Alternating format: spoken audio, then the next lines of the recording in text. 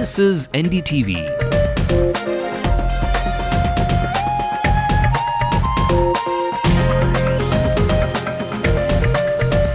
And you're watching NDTV Hindu.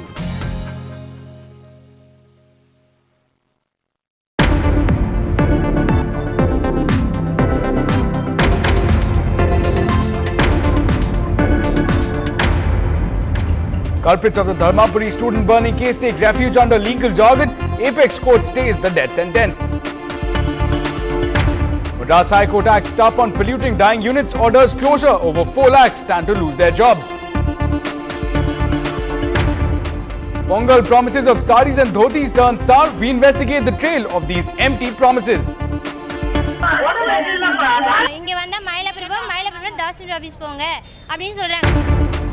India gets set to flex diplomatic muscle. Foreign Secretary is dispatched to Sri Lanka over concerns for the Indian fishermen. Chennai hosts the Commonwealth Taekwondo Championship. The Korean martial art is the latest craze. It's time for the latest delicacies minus the dreaded calories. The city's best conjure up the best for your taste buds and also for your health. A very good evening and welcome to Late Night News with me, Ashmit. Let's have a quick look at stories coming in from across the nation. Tibetan religious leader Karma Yujin Thinle Dorji is likely to be questioned by the intelligence for possible Chinese links. It's a setback for Narendra Modi. A Gujarat police officer says evidence shows that Ishra Jahan encounter was indeed fake. NDTV has exclusive access to PJ Thomas's appointment file. The Prime Minister's panel did discuss the case against Thomas but was cleared despite dissent. While the BJP and police in Karnataka are given a clean sheet in 2008 church attacks. Mumbai Indians write a letter to the IPL Governing Council, say that the bidding process was in fact rigged.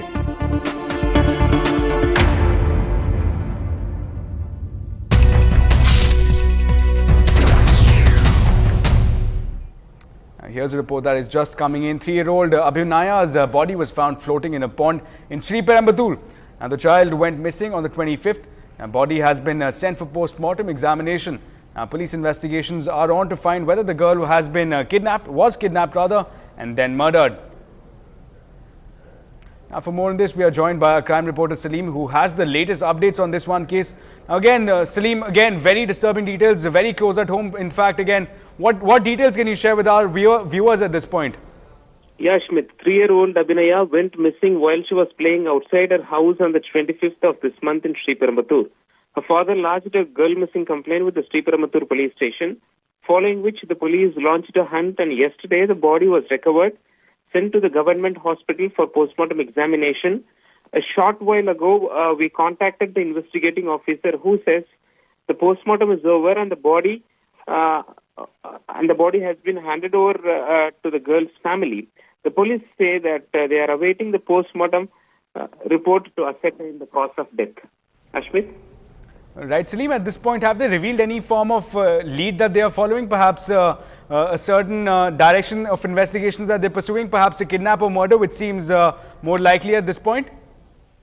The jewels that the girl was wearing went missing, and this made the police to suspect that whether the girl was kidnapped and murdered. But however, they are waiting for the postmortem report officially to ascertain the cause of death. Right, Salim. Thanks for joining us with all those details. We, of course, will continue to follow this one disturbing development that is again just breaking in. Let's move ahead now. And again, one of our top stories was, of course, a new and a strange twist to the Dharmapuri bus burning case. Now, the Apex Court today stayed its own judgment, granting the 3 accused AIADMK men a reprieve from the death sentence. Now, all of this on account of a legal caveat that might allow the convicts to escape. Now, the 3 accused filed a petition citing the recommendations of the Law Commission that death sentences are to be awarded by a 5-judge bench as opposed to the normal practice of a 2 to 3-judge bench.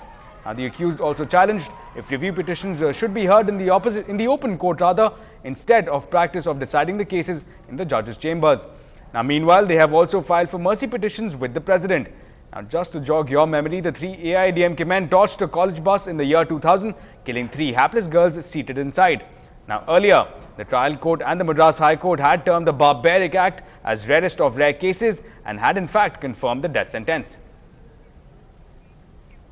And here's another development likely to have far-reaching consequences. The Madras High Court has ordered the closure of polluting dyeing and bleaching units in the textile capital, that's Tirupur.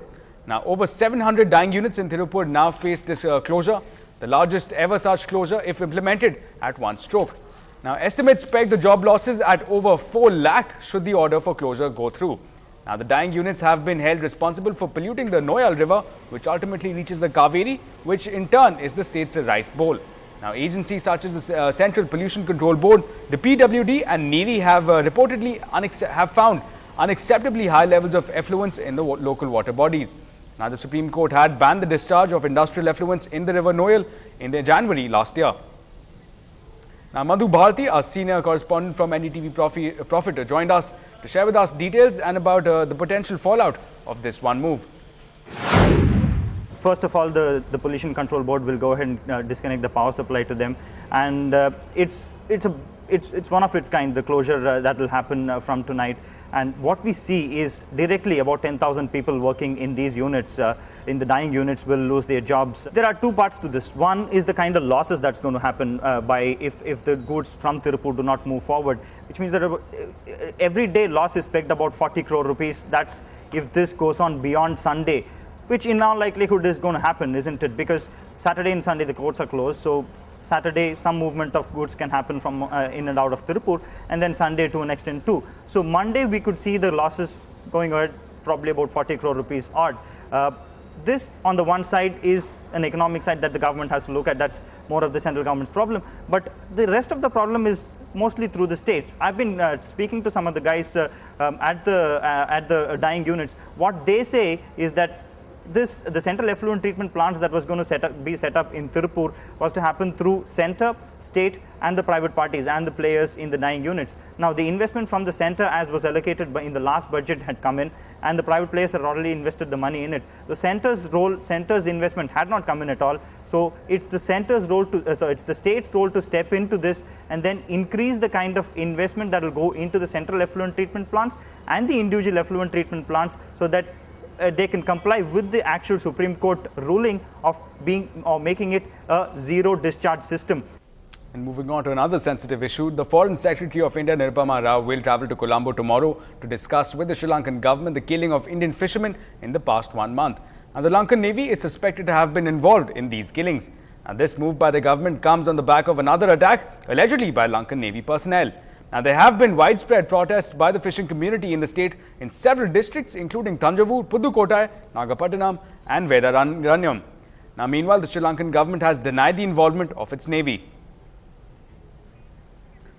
Now, imagine poor people having to understate their already low incomes to receive freebies promised by the government. Strange, but true. Now, the free saris and dhotis scheme to every ration card holder below the poverty line was reintroduced by the Chief Minister Karunanidhi himself exactly a year back. But the ground reality is that lakhs of people are yet to see a glimpse of that sari or dhoti.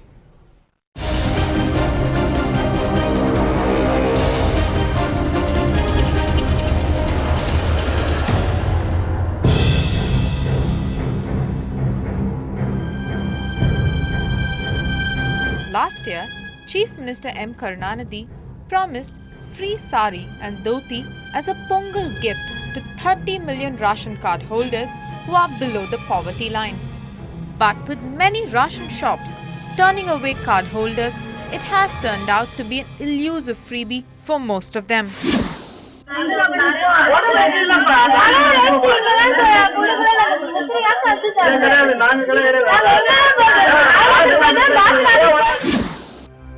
Mylapur Tehsildar officials say they can give the freebies only to those on the government's BPL list, but that was drawn up 5 years ago.